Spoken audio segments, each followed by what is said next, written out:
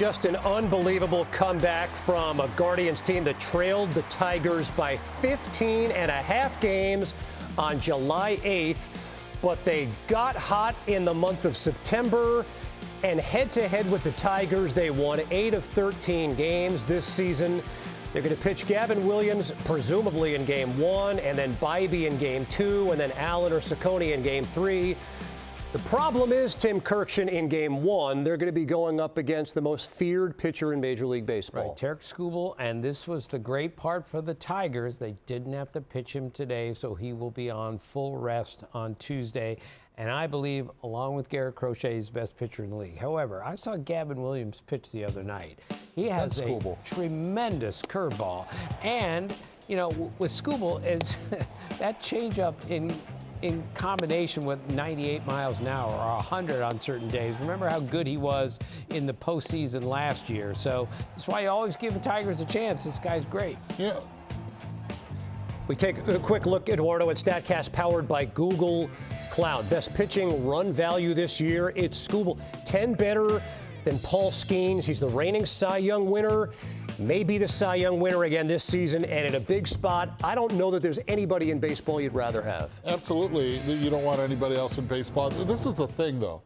Tarik Skubal's last outing was in Cleveland. And let's not forget that inning that imploded with a lot of ground balls in the infield. The hit by pitch by David Fry. You saw his reaction there at Progressive. I'm hoping it does not have any lingering effect on him. The Guardians get to see him once again. So they already know what they have seen throughout the entire season, but that was his last outing there. Let's see what residual effect it has on it. And by the way, Gavin Williams, as you said, no chump at all. He faced Skubal in his last outing. I think it's going to be, this is going to be a low-scoring event, at least Game 1. But this might go 3 games this series. For a 3-week period, the Indians allowed 1.9. Guardians, Put a quarter in right. the thing. Sorry. Yes. The Guardians. Sorry. I still do that. The Guardians allowed 1.9 runs per game for a 3-week period. That's how they got. They were 11 games out in the month of September, and we have to say this again.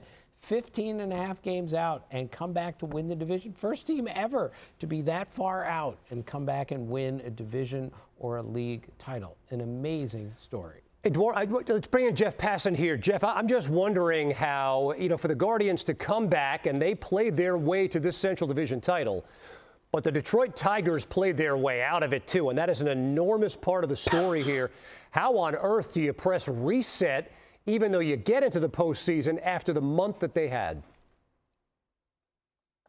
I mean, the answer is Skubal comes out and he's Cy Young Skubal. And let's not forget, these two teams played last year in the division series. And Tarik Skubal pitched in Game 2 through 7 shutout innings, punched out 8, looked like the best pitcher in the world. Game 5 comes along. Guardians tag him for 5 runs in a win-or-go-home game, and the Detroit Tigers went home. And that's the thing. You can't, if you're Detroit, put all of your eggs in the Tarik Skubal basket. There has to be substance there beyond that. And the Detroit Tigers have been a wholly insubstantive team the entire month of September. They are not hitting. They are not pitching well. Their relief pitching hasn't been good. Their gloves haven't been good. Their clutch hitting hasn't been good. I could name everything in baseball right now, and the Detroit Tigers are doing none of it at this point. So A.J. Hinch has the toughest job of anybody in Major League Baseball right now. He has to turn around an operation that has been faltering for the last month and blew the largest lead of any team in Major League Baseball's 150-year history in terms of leading the division. So, look, I don't discount the Tigers because I think every playoff series, frankly, is something of a coin flip, and we've seen how great Detroit can be.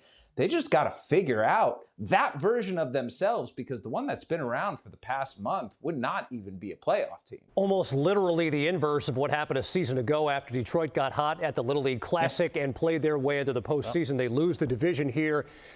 And Eduardo, the Guardians are a team that's got a ton of momentum coming into this postseason. And we've talked about that lineup before, and you try to figure out 8 different guys in that lineup. How exactly are they doing it? But it might be because of the one guy who's going to be a future Hall of Famer in Jose Ramirez. Is this yesterday's video or is this today's video? I mean, 100%. Look, the epicenter, the focus of that lineup, the focus of the team is one guy, and it's Jose Ramirez. He got a street named after him this past week. Jose Ramirez not only plays great defense, but he shows up and posts every day. He posts at the batter's box. He posts on the bases. He understands how to run hard to first every time. It seems like every time there's a big hit to be had, Jose Ramirez is right in the middle of it, or it surrounds him.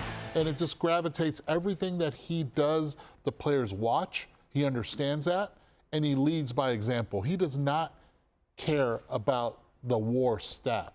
The WAR is going to go up. And what I mean by that is guys that care, they don't steal bases because they're afraid that their WAR is going to go down. He doesn't care. He just cares about one stat, and that's wins. The W that matters to Jose Ramirez is wins, and they're back in the postseason because of his leadership. And the city of Cleveland understands that. Is he the most underrated player in the game? Absolutely not, because everybody in the league knows who Jose Ramirez is. And he just scored run number 1,000 of his career in Indians history. Earl Averill and Tris Speaker are the only ones ever to do that. And Eduardo's right. The way he plays the game, everyone follows him. Go look at his OPS, and then go look at the OPS of the rest of the team. It's the biggest gap that there is in baseball.